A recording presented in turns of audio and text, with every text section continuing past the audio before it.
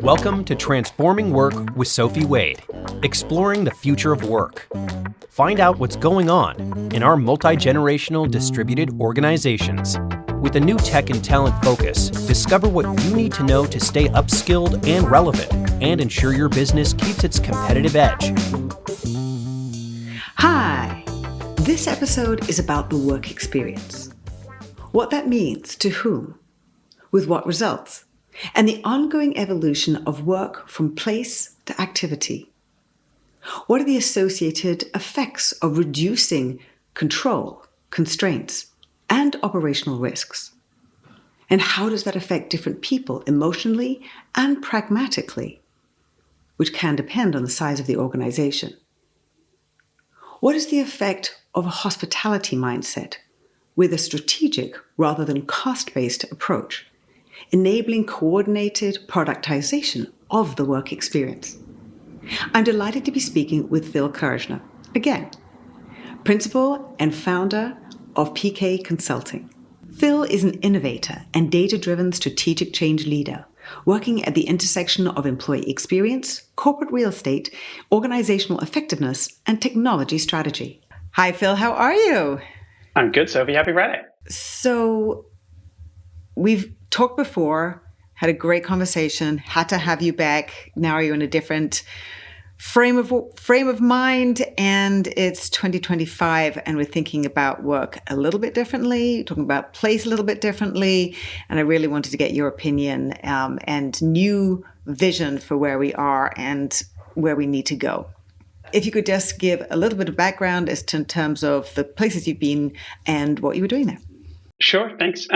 So quickly, I spent kind of half of my career at Credit Suisse, always in different roles, studying how groups do work with each other for some specific kind of outcome.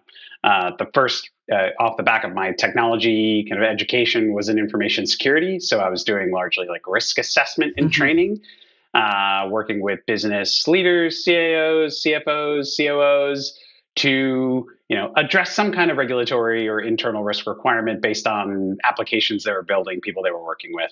But to get any kind of credibility, especially at that very young age, right out of college, I spent a lot of my time studying and learning, who are you? What are you doing? How do you work together? Because that was the only way to get any credibility with the recommendations that I was making. I then went into cost management, new topic, same clients, same basic muscle. This time coming around because of cost triggers, whatever they might have been. You're trying to do this, or the budget is going that way. Therefore, I have to make some kind of recommendation to you to do something differently, or maybe not at all. In terms of how people are working. Into how they were spending money. Yeah, and specifically around consultants, actually. And that's important because the reason that you or I both stay in a hotel room or take a flight on a business trip is the same, even if you're in fixed income and I'm in equities, right? Right. Same. But if the reason that you in fixed income hire a consultant and me as the head of marketing hire a consultant is radically different. So again, in order to achieve my objectives around cost control and demand management, it was a lot of studying and understanding who you are and what makes you tick so that I had any chance of credibility with those leaders to say, this is why I think maybe you should do it differently. Okay, so you're asking me to potentially change my workflow and how I'm not necessarily designing my work, but how I'm going from task to task and project to project or client to client. More not changing the workflow, but understanding what is it about the way that you work and that you run your business and where you are in terms of your kind of performance goals that is making you, in that case, want to pay someone else a lot of money for their advice or for help. Mm-hmm. Okay.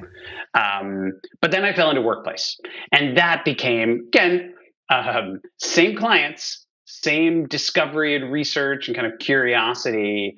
But now where I really fell in love with it, and which has remained the next part of my career, is because asking someone to move into a smaller space or move into unassigned space or think more flexibly about not just how the work is done with their team, but quite literally where the work is done in their team or where people are, triggered a wholly different level of emotional response in those clients. And that's sort of what I fell in love with.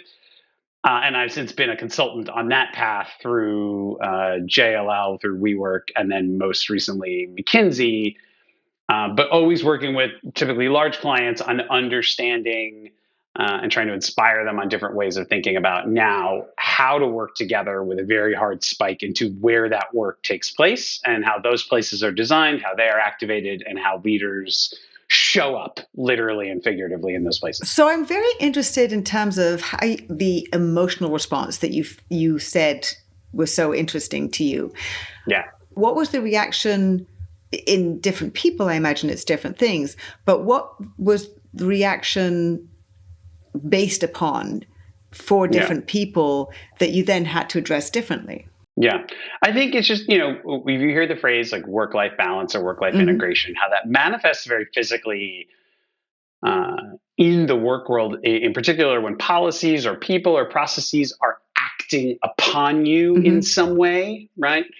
Just as an employee of whatever company, there are things you have to do or that the company is going to ask you to do or change, right? Like when you get closer to somebody's wallet a little bit, like if they run a business, there's a little more of a personal, like, who are you to tell me how to run this thing that I'm ultimately held accountable for, right? At the end of the day, if the business, my little group, does well or doesn't do well, like financially, I will be held accountable. So, like, I'm on the hook. Why bother me with these little small changes? Like, a little bit get out of my way. Okay. But it's still corporate change. Right. Okay. Like, it's not that emotional. It does not define who those humans are.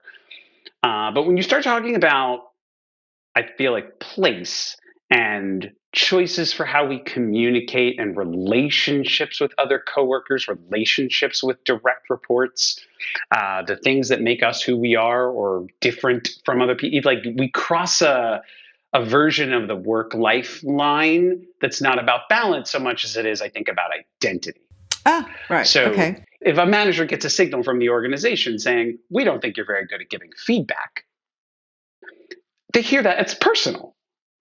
And so as it pertains to kind of workplace projects, taking away private space that may have been earned from someone who grew up in a culture where the size or location of a private space means a lot about their entitlement, and then asking them to share not only kind of monkeys with their day a bit, but breaks a managerial control feeling too, right? Oh, all my people used to be here. Look at my little army. They're doing my work. Right. But now I don't know where they are.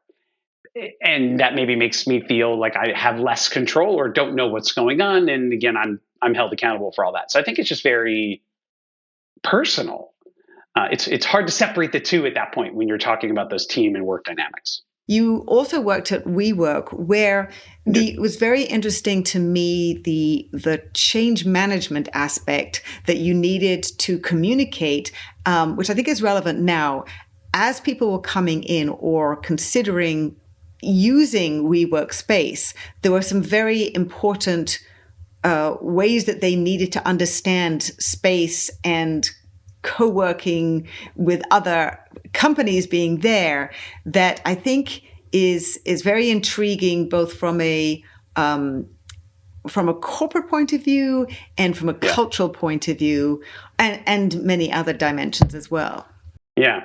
So on positive, right, one of the things that was interesting about WeWork was the number of executives who would come to see not just a WeWork building, but in particular WeWork's headquarters.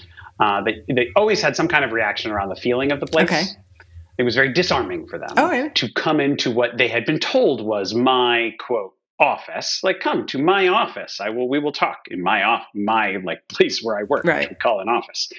And they'd get there and feel a sense of energy and vibrancy and community and movement and transparency and music and coffee and smiling faces, right? And in particular, if you came from a very buttoned up culture, to feel that and to see and feel what an average age of 26 or 27 across a large group of people feels like was disarming for them. Okay. And they asked this question, like, why does it feel this way? So then when you fast forward to your question, and let's say they've agreed to move some number of people from their organization into now a normal WeWork, not into our office, which, was not just WeWork designed and operated, but also carried with it all of the cultural quirks that made WeWork what it was, right? So now they show up in a building that is a normal functioning WeWork, and it can be disarming again. Like the rules of the road are very different than what they're accustomed to in their own office. First, easiest, like it wasn't built entirely for them. Like it does not look and feel and smell like every one of their other offices. It was built with, community and hospitality feel and structured in such a way as to allow for like high velocity movement, change, flexibility of spaces, big, small, move up there, upstairs, downstairs, right? Two, the person at the front desk, so to speak, doesn't work for them. It's like going to a hotel, right? You see the concierge; they're there for you, and they have a great number of tools and incentives at their disposal, but they don't work for you. And it was interesting to see, I think, especially in the growth of the enterprise business for WeWork, the difference in the feeling for building, or even for that community manager. If a small company of 10 that was incubated and born here in New York City, right, and the CEOs go and looking for office space, it's probably the CEO who goes on the tour. They meet the community manager, they see the building, they're making all the decisions, they live there in the place where they decided. But for corporates, it's much more likely that somebody half a world away decided that the 50 people from the marketing department, from some giant Fortune 500 company, right, should move into a WeWork. So it's also harder for that community manager to know like everything that those people are carrying with them into that environment. The systems, controls, constraints, the communications about even why they're moving into a WeWork. And then it's just, if you want hospitality and community and rapid change in space, you're trading off a little bit of fit and finish. Okay. And so being in something that's a little scrappier, community oriented is hard. But I found over time, companies that leaned into it, groups that leaned into it and wanted to be members of the community would have very positive experiences. And those who sort of fought the gravity of the place and kept the door closed and didn't want to go to the events and weren't as friendly to the community team, I think had not as positive an experience. And maybe as that relates to workplace today, groups and managers and people who are trying to like fight the current or to work differently in a building, in an environment that was designed for a different pattern, for a different way. When you resist, you get this kind of conflict, and that creates problems. So now we're thinking about work right now. There's pushback or pulling further, back into the office again. The smaller companies in the US in particular and around the world are really going hybrid. They're sort of getting on with it, and they're not focused so much on where people are working. They're trying to, ensure they're productive. But when we're thinking about some of these aspects of office working, there's culture, there's leadership, there's also operational workflow and people flow. What are the things that you see as being the core issues that are the tensions that we need to understand and learn, the managers, the executives, and the employees that are where the tension comes from, and that we can solve for, and people are. Smaller companies are taking smaller spaces for less period of time, and let's just say putting less effort or capital into customizing those spaces, which makes the idea of moving in and out or up and down and left and right, yeah. like just they can be a little bit more responsive without carrying the bag, right? When you've got 500,000 square feet of space that you're dealing with, and a lot of it is empty, and huge populations, I understand why a lot of executives either feel that the level of daily, underutilization is not great, that they're stuck with for however many years they're stuck with it. So that alone adds to this. I'd like to feel full because I'm paying for it quite a lot. I still did learn at business school. That's called the sunk cost. Some sunk costs, they sit there on the balance sheet and like they're annoying. Sunk costs in the office, you literally see and feel with your heart every day that you're in there and it's empty, which creates a different kind of For incentive sure. and frustration. For sure. Perhaps. You can see it, kind of like, and also nobody's there with me creating that energy Yes, and keeping me company. Exactly. Right. And then the point of the tension, like I think employees now, look, we're all human, and COVID in particular introduced a fair degree of humanity into work, or at least us not hiding that we are human and we have human feelings about work, because there was a moment when we were all, or many of us, were stuck at home, and we saw different versions of our executives. Yep. Right? Yep. Like I think that did make a difference. Care. Yeah. And I think we all saw that and felt it. Trust and leadership's off the charts, and it was great for this like moment. And now that the pendulum swung the other way, and a lot of people, I think, are feeling a little gaslit when they hear someone say it was better before, whatever better meant.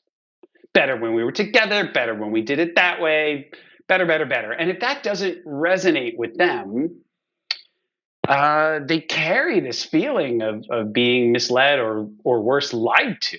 Yeah. This year, just a couple weeks ago at Davos, right? Edelman released their latest trust barometer report. Yeah. And it was the first one, if I'm remembering correctly, where the trust in our organization, distinct from NGOs or government, dipped for the first time they've ever been doing this. And also, I think the percentage of employees who believe, and I don't believe the language was this harsh, but some version of that their executives lie to them, went up. And so there's this real sense of, you're saying something that I don't believe. And I do buy that, and we hear this, you and I, are a lot at like dinners and events, right? Like, if an executive has gotten to where they are today, we should give them some benefit of the doubt that their intuition is sharp, right? If they're like, I feel that things are not as good as they were before, that may not entirely be wrong, right? They have steered the companies to where they've gone to, so I don't want to make a knee-jerk reaction that they are entirely wrong. But like, employees also have intuition. The cause and correlation as to why that has happened and what they cared, the data that they care to look at and interpret with their own lens, is a very different matter. We have never dealt with so much change, so much unpredictability, the extraordinary challenges people are having to deal with. And that is when you need your employees most. It's sort of where the disconnect for me comes in. There's obviously some bias in the experience for that intuition. The world in which most leaders, in particular of the large companies, in particular the ones that we hear about in the press, like, were apprenticed and came up under very different conditions. And change is one thing, but change in expectations, all this is, it's crazy making, right? And it goes back to what I said earlier, calls into question feelings of authority and the validity of their own intuitions. And I understand, I may not agree with why it's easy for some of them to just say, could we please go back a little bit? But you and I also know that in that pre-COVID world, work was not equal and experienced the same way positively for all people in all cases. So that comes back to the gaslighting. Someone who felt excluded before, for whatever reason they felt excluded, spatial or otherwise, hearing a boss say, things were better before, we should go back, their heart tells them, yeah, but it wasn't for me. Right. And you're telling me it was, but it wasn't. And I think all employees are looking for, and certainly the experience I've had with clients that have had more transformatively positive experiences, are the ones where there becomes a little bit more like, help me, help you, help me conversation. I'll give a simple example. During core COVID, I worked with a residential real estate company that managed a lot of buildings, a lot of places with a lot of residents, right?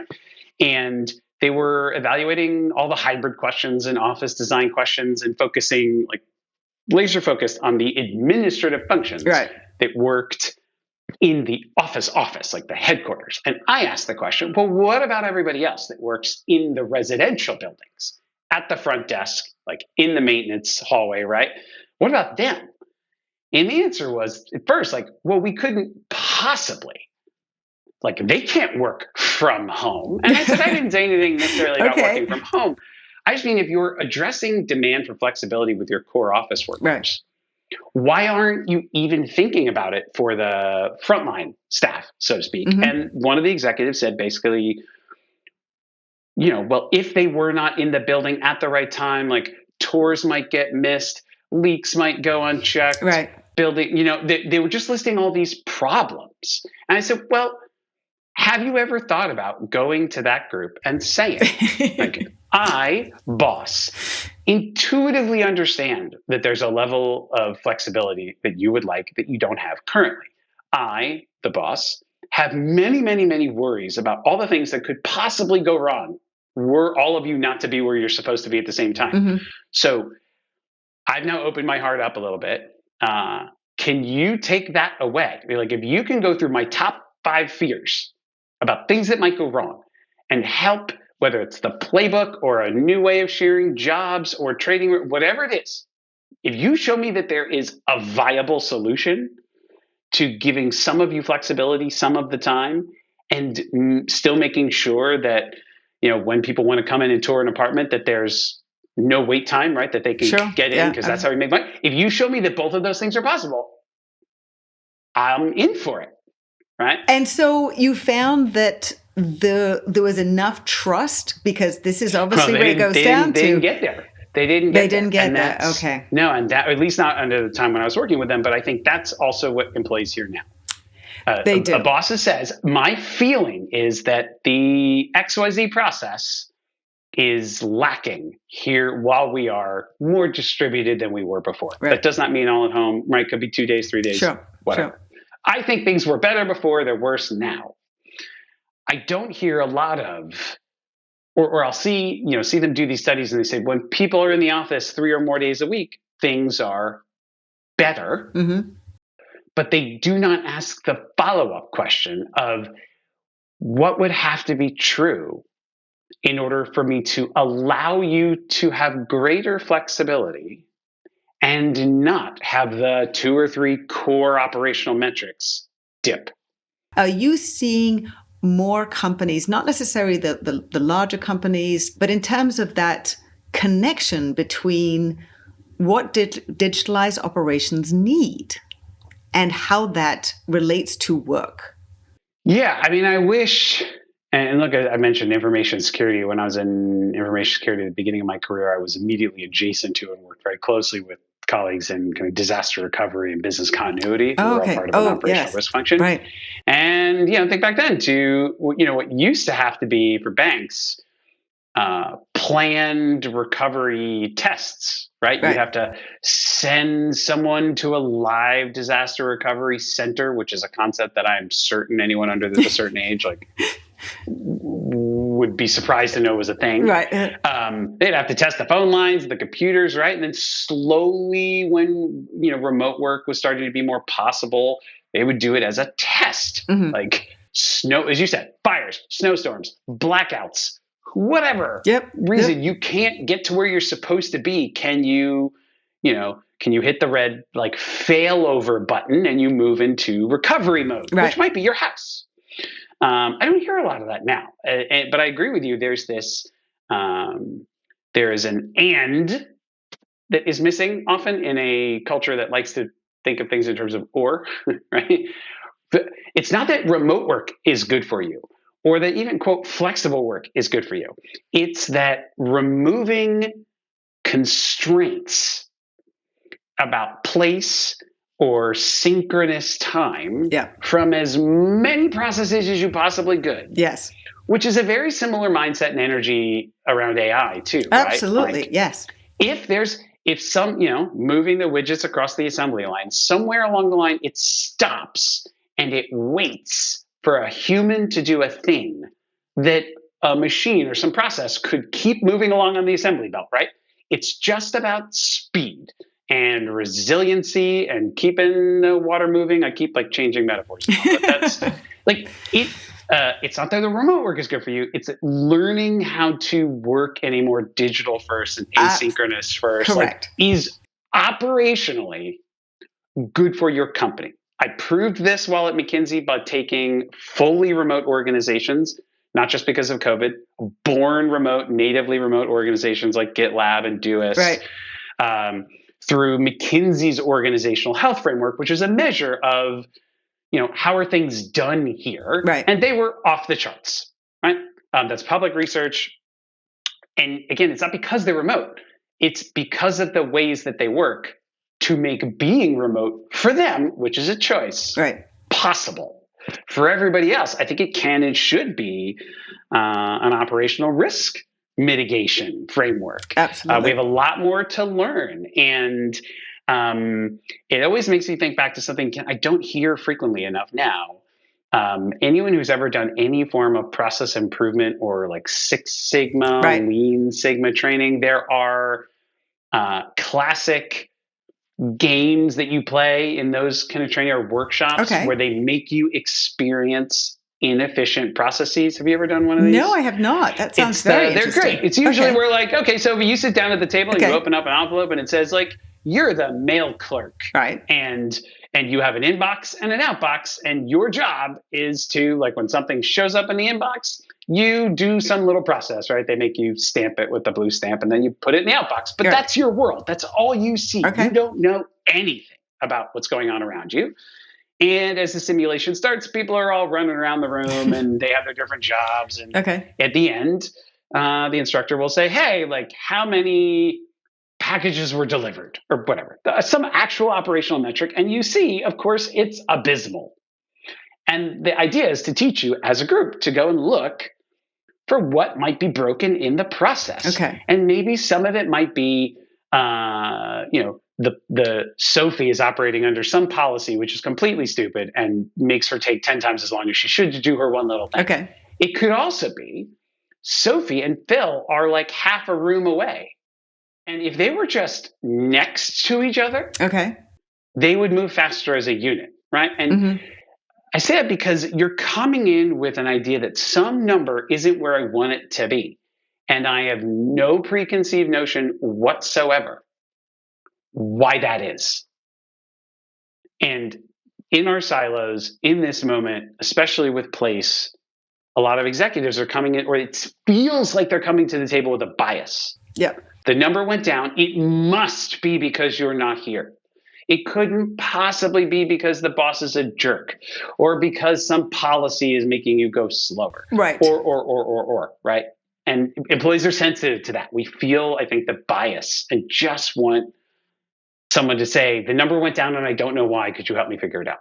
Now AI has sort of supercharged that and is forcing us to work out how we are working and what that design is, because we don't really know how to change it if we didn't know how we were doing it before. So what that means is, which I appreciate the knowledge that you have from the different roles that you've had, it means bringing together or having HR, IT, and FM, facilities management, talking and interacting and integrating, or in some way being able to coordinate and cooperate, sharing data, which is usually siloed, in order to be able to, as a business function, as strategic business functions, be able to be working with, supporting, informing, and elevating what employees are doing. What are you seeing in terms of that necessary evolution? Collaboration, like that. Exactly. Yeah. Is it happening? How is it happening? The very large companies and smaller companies, depending on who you're talking to most at the moment. Yeah. So look, it's HR, IT, and real estate, which is not the whole squad, but the three of the big legs of the stool, so to speak, have always had to collaborate to build an office or run an office, whether they liked it or not, because there's a minimal number of things that they've got to do together. Right.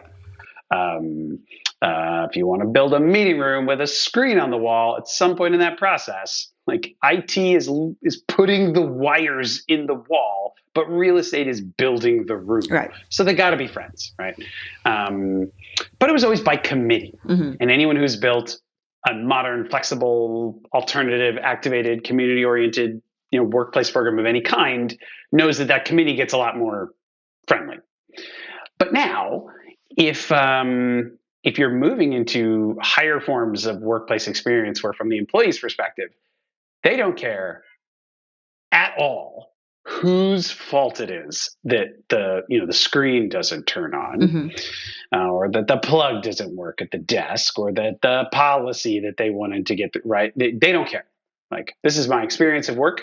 Showing up here feels like a product to me, so I'm gonna just complain any way that I can, and you figure it out. So that, like, productization, or thinking of the workplace, the work experience as a product, means you've got to go from the kind of decision by committee to having someone who's in charge, like who is truly the owner of the product and gets to define and measure how successful or well loved the product is or isn't.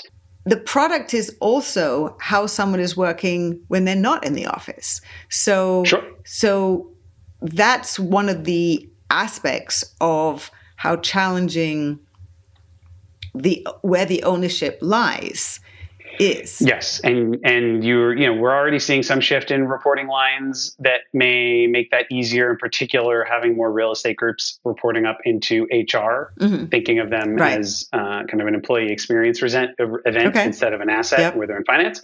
That does not mean that even though the HR leader might care if somebody's working from home experience is not great, the head of real estate who reports to them might not.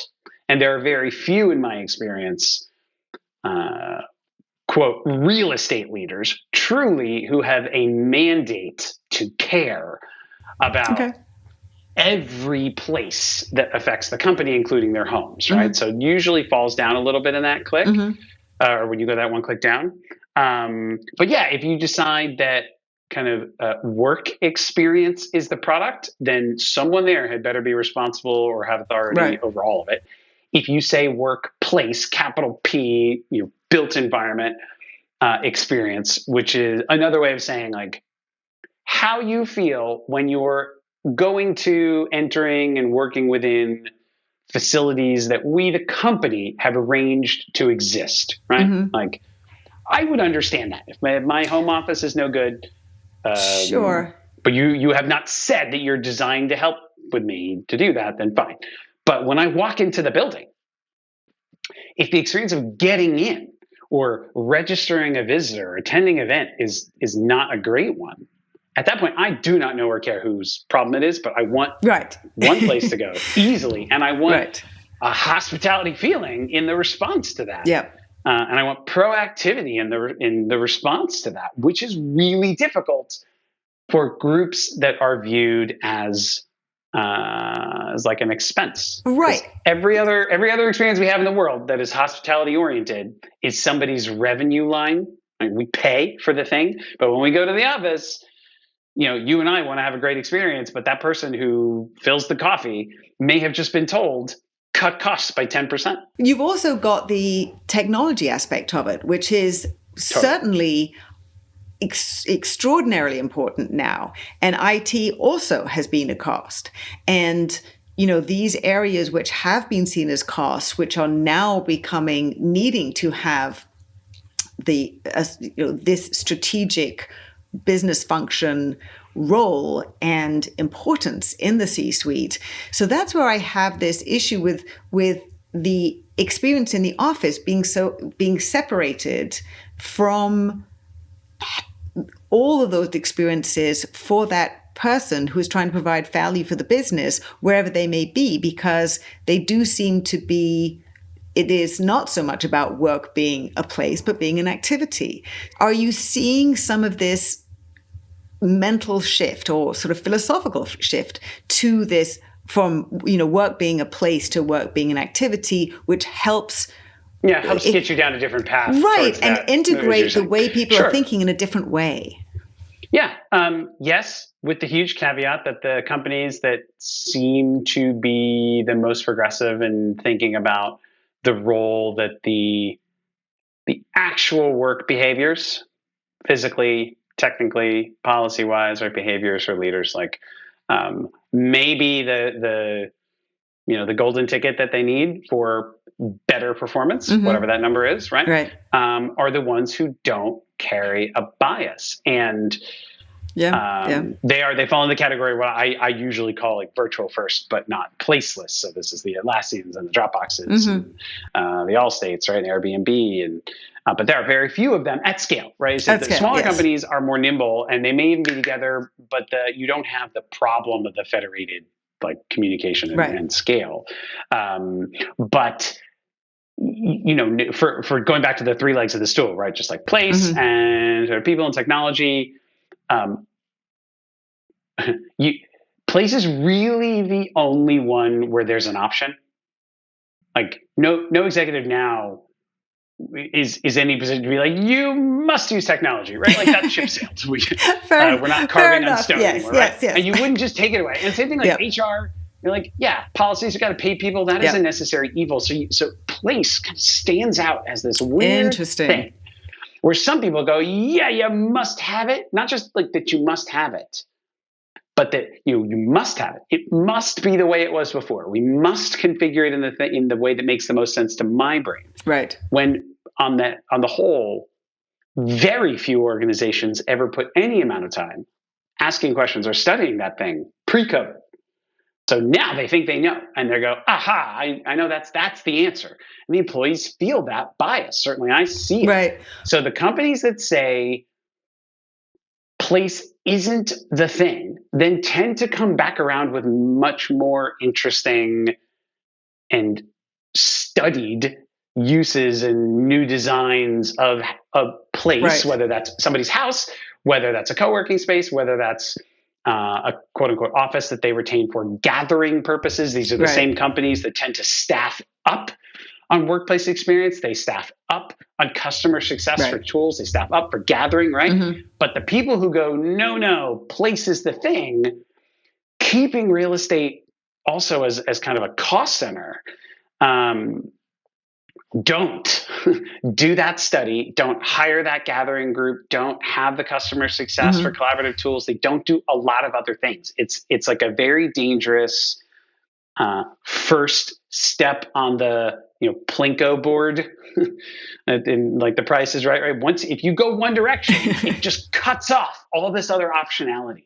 Herman Miller, Steelcase, pre-pandemic, were changing, using some, a lot of very interesting office-based working, 30-year-old concept, those concepts to change the environment, to change experience, to help to support employees working differently and better suiting the office to people's needs.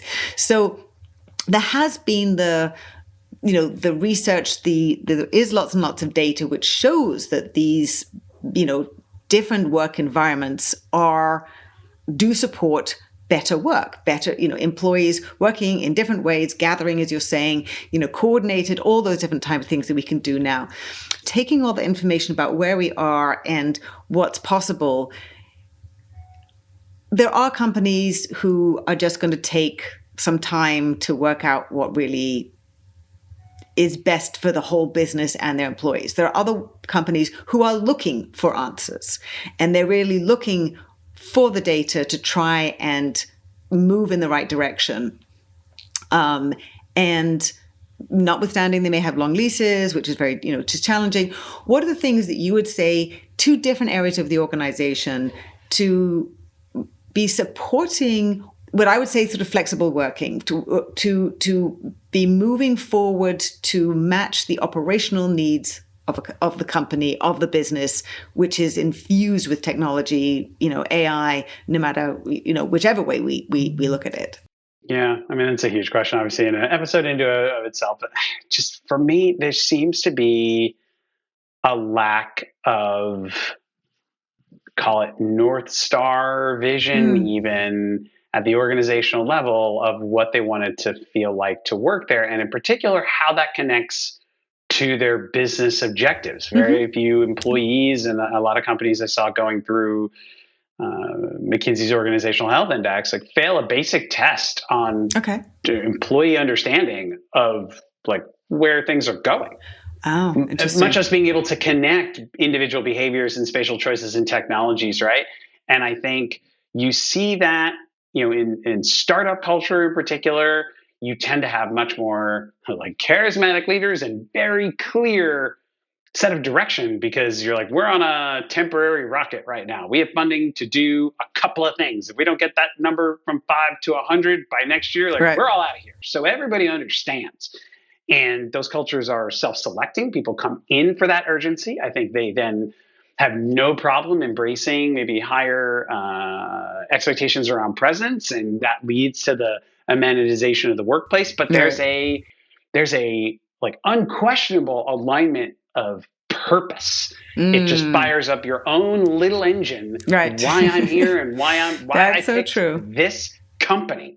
And I felt that at WeWork, where people were often surprised, honestly, coming from the Googles and the Facebooks, right? They'd come see our office and say, oh, wait, you guys don't, literally multiple people would say, I thought you gave free lunch. And I said, who gave you that impression? We don't give free lunch at all.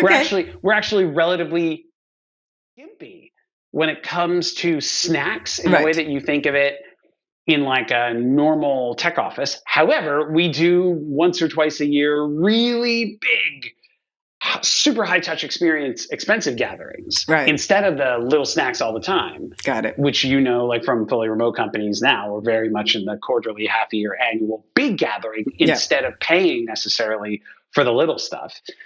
So I don't think it's the snacks and the beanbags and the puppies that make the difference. So look, startup culture, it triggers people's individual purpose, clear understanding of the vision for the company and how their actions relate all the way up.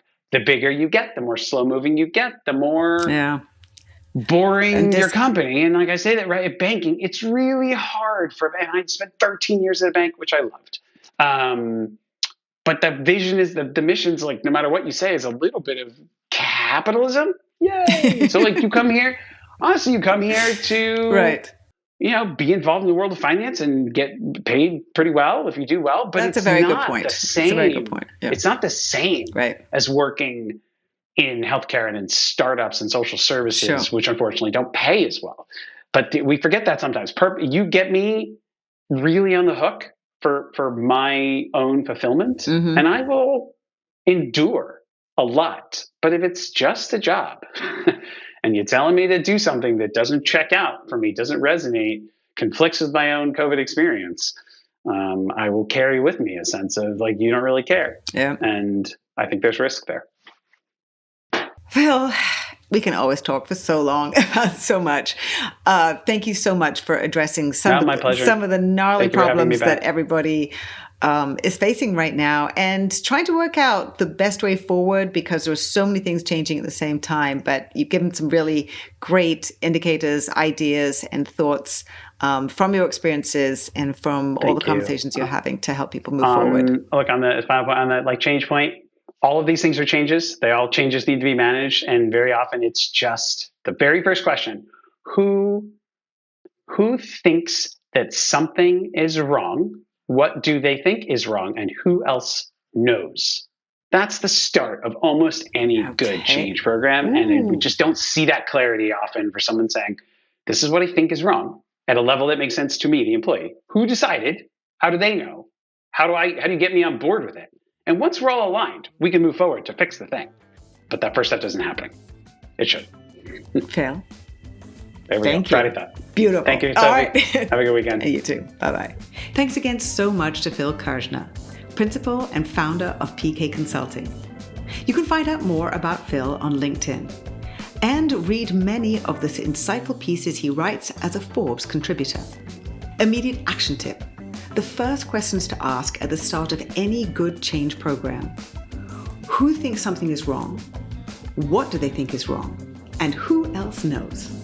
If you are finding the new business and work environment hard to navigate, contact me for board advice, executive mentorship, courses, and workshops that enable multi-generational distributed leaders, managers, and teams to up-level rapidly to modern work and be ready for whatever lies ahead. If you enjoyed this episode, please like it and share it with a friend. You can also write a quick review wherever you watch or listen. For regular video updates, curated articles, research, and more, follow me on LinkedIn, and you can sign up for my Work in Progress newsletter there. Thanks for watching. Until next time.